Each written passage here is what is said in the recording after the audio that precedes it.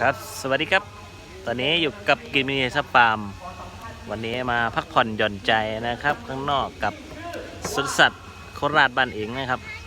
วันนี้เดี๋ยวพามาดูจระเข้ครับจระเข้น้ำจืดโอ้ยแกเอ้ยมันกำลังนอนเลยเอ้ยดูอ่ะดูด้วย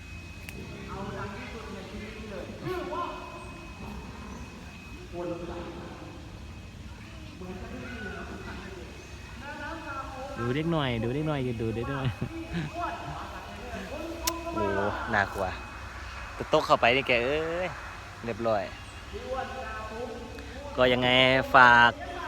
กดไลค์กดแชร์ในเพจกิจมณีซับฟาร์มด้วยนะครับทางFacebook นะครับกิจมณีซับฟาร์มนะครับมาขอเป็นเพื่อนกันนะครับก็ท่านใดสนใจลูกกบแล้วกบไซโลนะครับก็ติดตามด้วยนะครับผมว่าจะพร้อมตอนไหนแต่ลูกกบตอนนี้ยังเหลืออยู่นะครับเหลือนิดหน่อยนะครับใกล้จะหมดแล้วเหลืออยู่ประมาณทัก300ตัวครับตอนนี้ลูกกบนะครับก็สำหรับทาง YouTube ก็ฝากติดตามด้วยนะครับฝากกด Subscribe ด้วยนะครับผมก็อย่าลืมเด้อเป็นกำลังใจให้กันเด้อคนโคราชบ้านเองวันนี้กับบรรยากาศอย่าไปหยอกมันนะครับวันนี้กับบ่อจระเข้น้ำจืดนะครับผมวันนี้ครับกับกิจมีซับฟาร์มก็ยังไงฝากกดติดตามถูกใจในช่อง YouTube ทางเพจด้วยนะครับผมคนโคราชบ้านเองฝากเป็นกำลังใจด้วยนะจ๊ะก็สำหรับคลิปนี้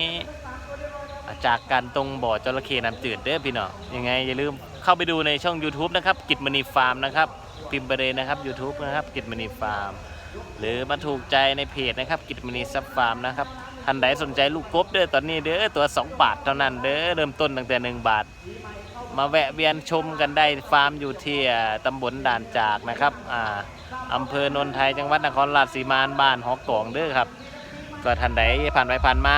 อินบ็อกซ์สอบถามหรือจะเข้ามาแวะชมนะครับเดี๋ยวเราจะบอกความรู้ให้กันเต็มๆไปเลยไม่มีกั๊กนะครับท่านใดสนใจจะวางแผนในการเลี้ยงนะครับก็เข้ามาพูดคุยกันหรือมาสอบถามว่ามาแนวทางกันได้นะครับก็ยังไงคลิปนี้ฝากไว้เท่านี้นะครับยังไงฝากกดติดตามทางช่อง YouTube ทางเพจด้วยนะครับกิจนี้ซับฟาร์มกับวันท่องเที่ยวนะครับวันนี้ก็สวัสดีครับ